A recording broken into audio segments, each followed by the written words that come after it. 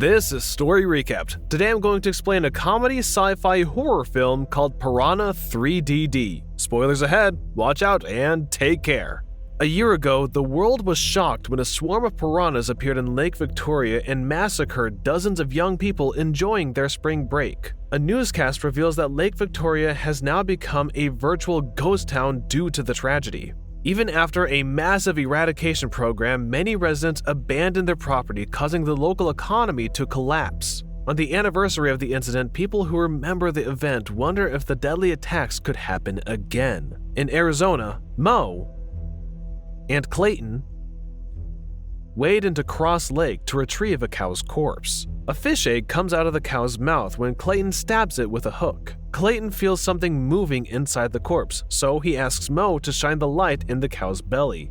The dead cow farts and discharges another egg when Clayton touches it.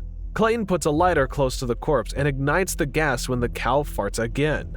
The cow suddenly explodes, releasing more eggs into the water. Some of the eggs hatch into small piranhas that immediately feed on the two farmers. After a moment, Clayton emerges from the water and bites off a piranha's head before dropping dead. At a nearby water park, Chet films an advertisement in preparation for the grand reopening of the establishment.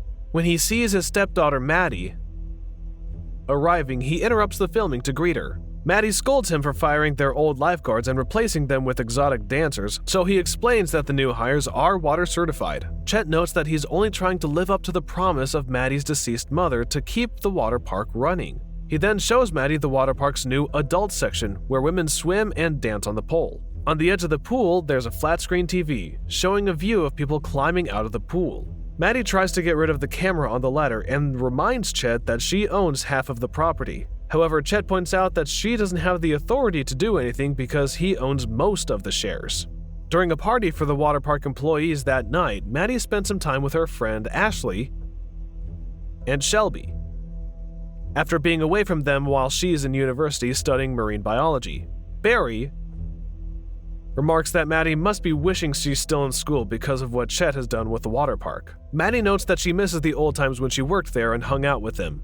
Suddenly, Kyle, a policeman, arrives and jokes that he should cite Maddy for underage drinking and drugs at the water park. Kyle hints that he wants to rekindle their old relationship, but Maddy notes that she's only back for the summer and she doesn't like long-distance relationships. At a lake nearby, Shelby and her boyfriend Josh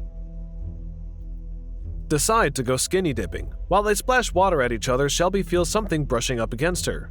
Shelby thinks it's Josh, but he contends that he's not doing anything. She starts feeling uncomfortable, so she decides to get out of the water. Not far, Ashley and her boyfriend Travis pray for forgiveness because they are about to fornicate in the van. After the prayer, Ashley cuffs Travis to a pole and then puts the key in her brassiere. Before they could even begin, the van starts moving towards the lake after Travis accidentally kicks the handbrake. As the van begins to sink, Travis asks Ashley for the key to the cuffs, but it's no longer in her brassiere. Travis tells her to keep looking, but she decides to get out of the van. Soon, piranhas start feasting on Travis while Ashley screams for help from the top of the van. Then, when she looks through the window, Travis punches through the glass with a mangled arm. She continues screaming for help as the vehicle sinks further into the water. The next day, Maddy asks Shelby about Ashley and Travis because they didn't report for work. Shelby notes that she hasn't seen them either. Shelby suddenly feels nauseous and throws up. Big Dave quips that it's morning sickness and congratulates Josh. The police find the van in the lake later that day, but there's no one inside. Kyle tells Shelby that Ashley and Travis are probably just hiding somewhere, but Shelby is still worried because Ashley is not answering her phone. Later, Maddy approaches Shelby at the jetty by the lake to console her about Ashley's disappearance. Suddenly, piranhas start jumping out of the water to attack them, so they head toward the land. However, Shelby falls into the water as the aggressive piranhas break the wooden planks. Maddy helps pick her up before the piranhas can bite her, but the jetty splits apart and Shelby is forced to jump on the floating piece. Maddy convinces Shelby to jump back toward her before the wooden platform floats away.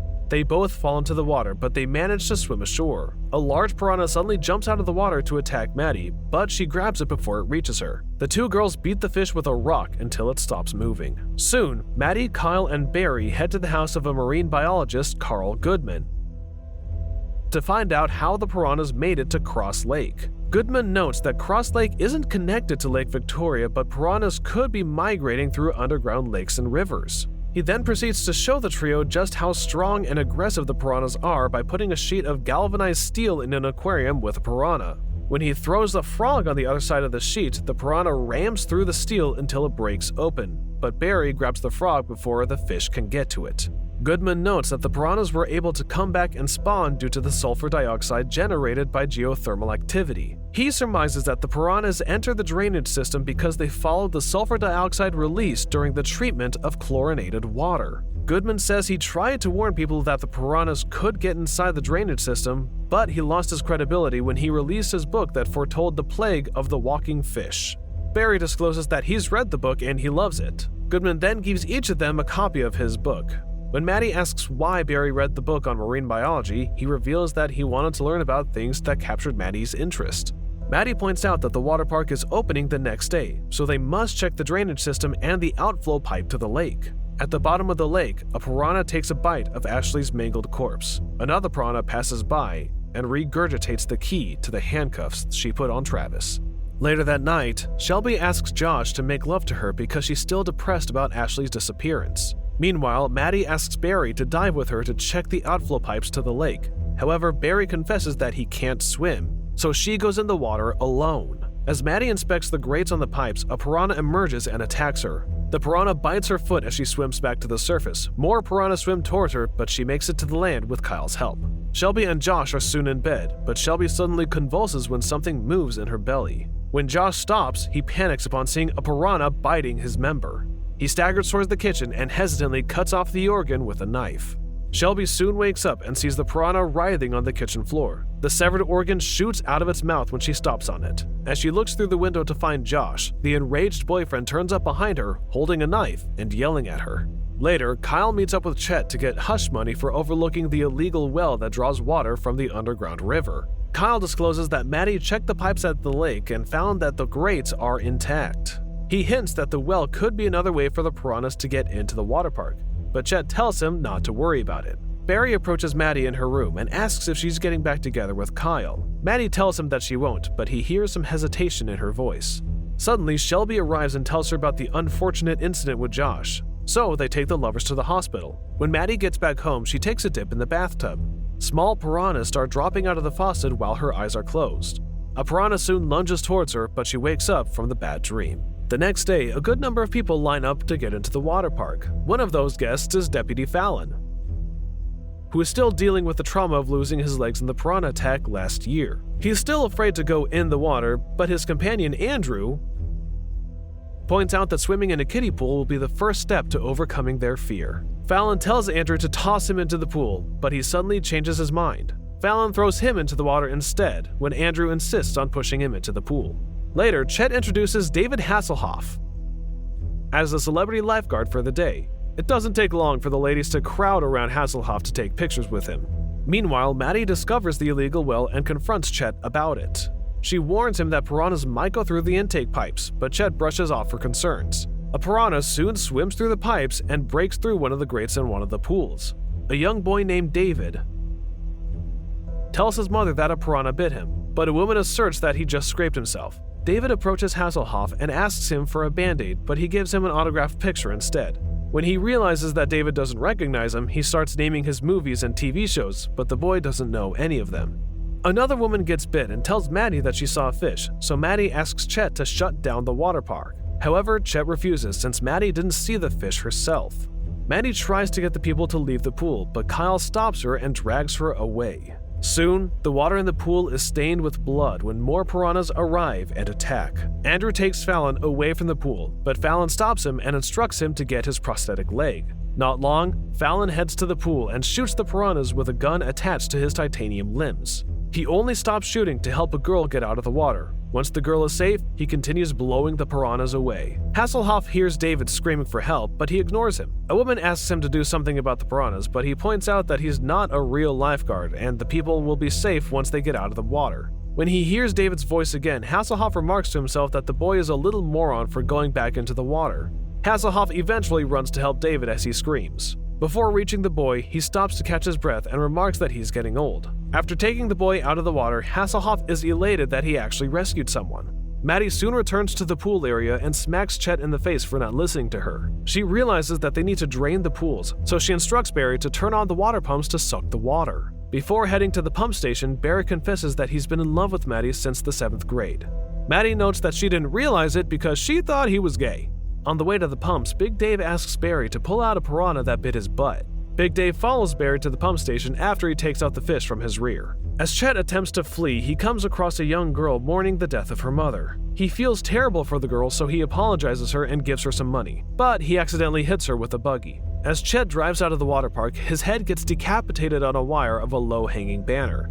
A woman catches his head and throws it into the pool, where it gets eaten by the piranhas. While waiting for the pumps to drain the water, Maddy swims into the pool to rescue the children. Soon, the piranhas get sucked into the drainage system after Barry turns on the water pumps. The force of the suction pulls Maddy to the bottom, so she uses all of her strength to swim back to the surface. She sees Kyle and asks for help, but Kyle refuses to pull her up and confesses that Chet promised him 35% of the profits. When Kyle runs into Barry, he claims that Maddy is gone and he couldn't save her. Barry jumps into the pool, but he immediately gets out of the water when he fails to swim to the bottom. He sees a piranha swimming towards Maddy, so he throws the trident that he used to clean the water park and hits the fish right in the head. Afterward, Barry jumps into the pool carrying a large rock so he can reach the bottom and save Maddy. After taking Maddy out of the water, he performs mouth-to-mouth resuscitation to revive her. Kyle goes back to save people, but he doesn't realize that everyone in the pool is already dead. Big Dave pours chlorine into the pipes and ignites it with a lit joint to retaliate against the piranhas. The force of the explosion blows up the remaining piranhas in the water. It also sends the trident into the air, plummeting straight into Kyle's eye. Later, Goodman calls Maddy to warn her that the piranhas have evolved to start walking on land. Maddy responds by saying she already knows because she's watching a piranha walk toward her. David approaches the walking piranha to take a video. His mother tells him to get away from it, but he points out that the fish is slow on land. His mother screams hysterically when the piranha suddenly jumps towards David and bites off his head. Hasselhoff hears the mother scream and remarks that the boy is a little moron. Subscribe to watch more videos like this. Turn on notifications. And leave a like, it really helps the channel out. Thank you for watching.